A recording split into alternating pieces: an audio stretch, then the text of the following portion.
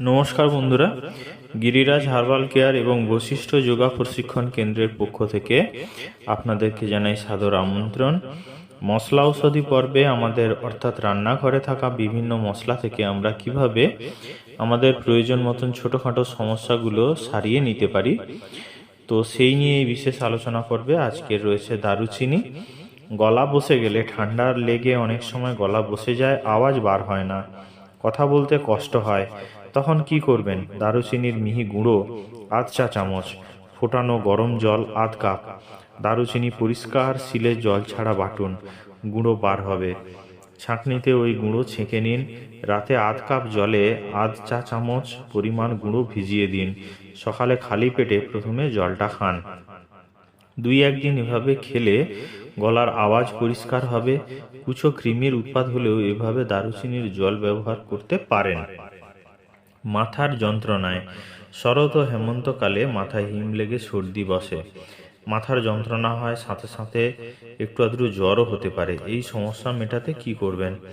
দারুচিনি 1 চিমটে, ঠান্ডা জল 1 কাপ। দারুচিনির গুঁড়ো মুখে নিয়ে 1 কাপ জল খান। সকালে ও বিকেলে 2 বার করে খান। মাথার ভার বোধ কমে যাবে, জ্বর ভাবও থাকবে না। দাঁত ও একজিমাতে, এক রকমের দাঁত ও একজিমা জল ঘাঁটলে বাড়ে। যারা সারাদিনে বেশিরভাগ সময় জলের কাজ করে থাকেন তাদেরও হয়। কি করবেন? দারুচিনির গুঁড়ো 2 চা চামচ, জল 4 কাপ। একই উপায়ে দারুচিনির গুঁড়ো করুন। ডিমে আঁচে একটা বাটিতে 4 কাপ জল দিন। জল ফুটলে তাতে 2 চামচ দারুচিনির গুঁড়ো দিন। 2 কাপ পরিমাণ থাকতে নামিয়ে ফেলুন। দুবেলা খাবার পর 1 কাপ মাত্রায় খান, সমস্যা মিটবে। দারুচিনির গুঁড়ো 1 চা চামচ।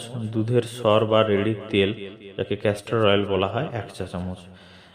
দুটো একসাথে মেশান, একটা মলমের মতন তৈরি হবে। দাঁত বা একজিমার উপর আঙুল দিয়ে ধীরে ধীরে লাগান। দারুচিনির জল ও দারুচিনির মলম লাগালে তাড়াতাড়ি রোগ সারবে। এর কারণ কি? দারুচিনিতে আছে বিশেষ কিছু জৈব রাসায়নিক, খনিজ লবণ আর ভিটামিনও আছে। দারুচিনির তেলে ইউজিনল নামের একটা জৈব রাসায়নিক থাকে। আর বন্ধুরা, ভিডিওটির শেষে আমি আরেকটি কথা আপনাদেরকে বলবো যে আপনারা কিন্তু অবশ্যই একজন অভিজ্ঞ ডাক্তারবাবুর সাথে কনসাল্ট করেই যে কোনো প্রাকৃতিক ওষুধ ব্যবহার করবেন, নতুবা আমাদের সাথে হোয়াটসঅ্যাপ এবং ফোনে যোগাযোগ করুন, অথবা আমাদের চেম্বারের সাথেও কন্ট্যাক্ট করুন। নতুবা আপনারা যদি কম জেনে কোনো ভুল ট্রিটমেন্ট করিয়ে থাকেন, সেক্ষেত্রে কিন্তু আমার এই ইউটিউব চ্যানেল কোনোভাবে দায়িত্ব নেবে না। আরেকটি কথা আমি বলবো যে আপনারা সবসময় চেষ্টা করবেন যে বাড়িতে তৈরি চাষ করা খাঁটি ভেষজ ওষুধ বা নিজের হাতে বানানো গুঁড়ো থেকেই আপনারা ভেষজ ওষুধগুলো নেবেন।